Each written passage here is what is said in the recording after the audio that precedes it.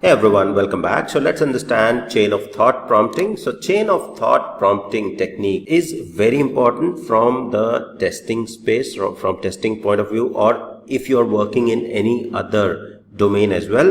In generative AI, understanding this concept and how you can use chain of thought prompting is very important. Now what exactly it is? It's a technique wherein you force the AI model, or you guide the AI model to reason step by step before providing the answer. Now, chain of thought prompting simulates the human-like reasoning. So, like as a human being, say for example, we are trying to do some calculations, mathematical calculation, we have certain reasoning that we put in. If we have to add two numbers, we have to subtract numbers, we have to multiply, we put certain reasoning in there before we arrive at the answer. Similar reasoning you can provide by chain of thought prompting technique to the AI so that you can get answers which are accurate and exactly what you're looking for, rather than straight away asking a mathematical question which generative AI might get hallucinated with and might not be able to answer. You go ahead and provide chain of thought prompting technique and you will get relevant answer. So if we talk about some of the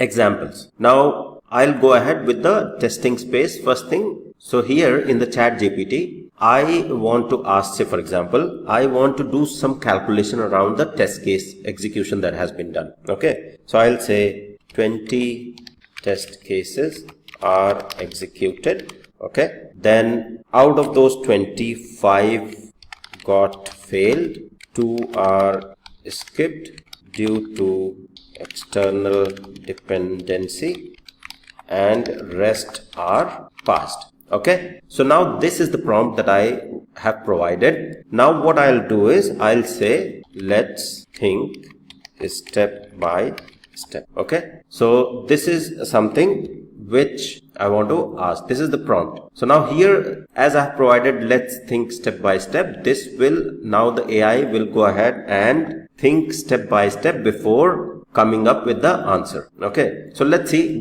how if I provide this prompt, what happens, what is the outcome. So you'll see thinking longer for better results, analyzing test case results, now clarifying execution and coverage. Now as soon as you will say I have mentioned let's think step by step, you will see the generative AI, the large language model, is thinking little deeper.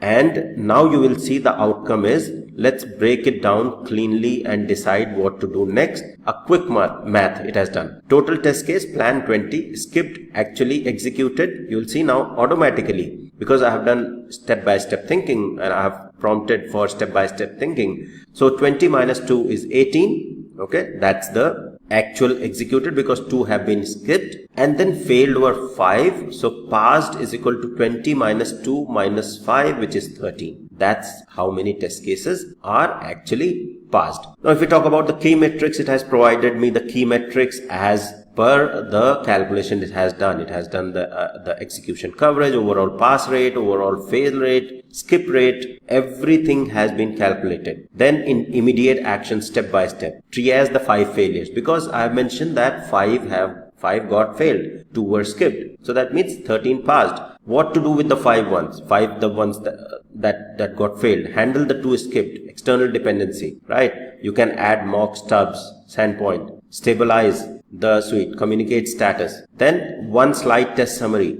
All of that straight away being provided you accurately by generative AI with just one line in there. Now you can imagine this whole math, preparing the immediate actions, the key metrics, if you want to go ahead and do manually, how much time it would have taken. But important thing is, do not blindly go ahead and copy paste everything. Make sure you cross check that the calculation, because AI makes mistake. It can make mistake. It's not 100% foolproof. So depending on how good your prompt is, you will get the answers better. Now because I have asked about the let's think step by step, it has thought step by step and chain of thought prompting. It has provided me good result in there. Okay, so this is one of the example from the testing space. Now why exactly, if we talk about why exactly this works or why this method works, because if you say step by step, or you force the AI, you guide the AI to think step by step, then it doesn't jump to the answer straight away.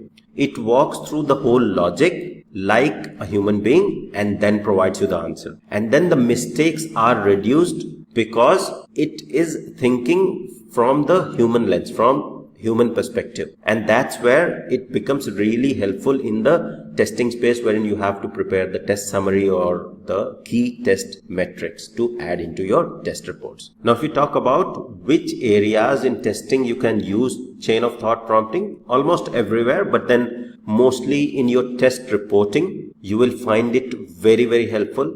Test data generation, root cause analysis.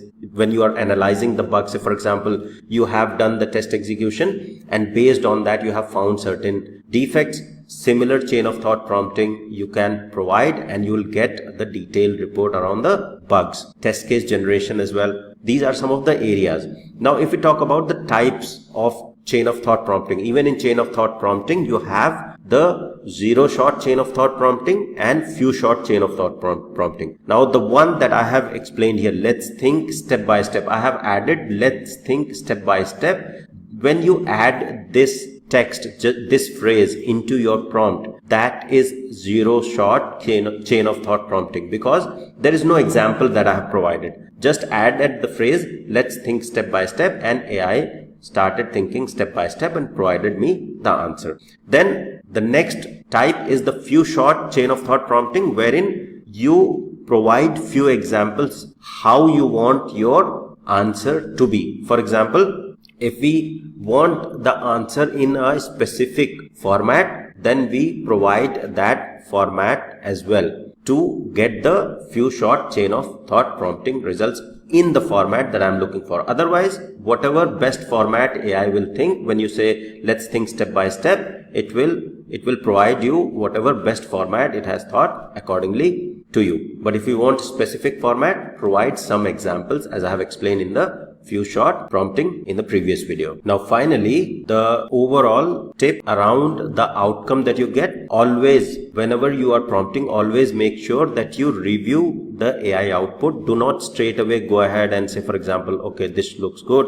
I'll straight away copy and paste in the report and share it. Make sure each and every line that you have been suggested here, you go ahead and cross check that before you put it into the report and make use of it. Now, making use of it will definitely help you and expedite your overall reporting and all other activities within the testing space or any other domain space. But making sure that you cross check, you ensure that whatever you are sharing with other team members and stakeholders is correct in terms of calculation, in terms of all the attributes from your project perspective. Then including the constraints, including the example, format, length is also very important. Even though I have explained the chain of thought, zero shot chain of thought prompting, this one, but then having the few shot chain of thought will have the format and result in the expected format that you're looking for. So that will reduce your work as well. Okay. So these are some of the key tips that you can take for chain of thought prompting. So that's all for this video. Thank you. See you in the next one.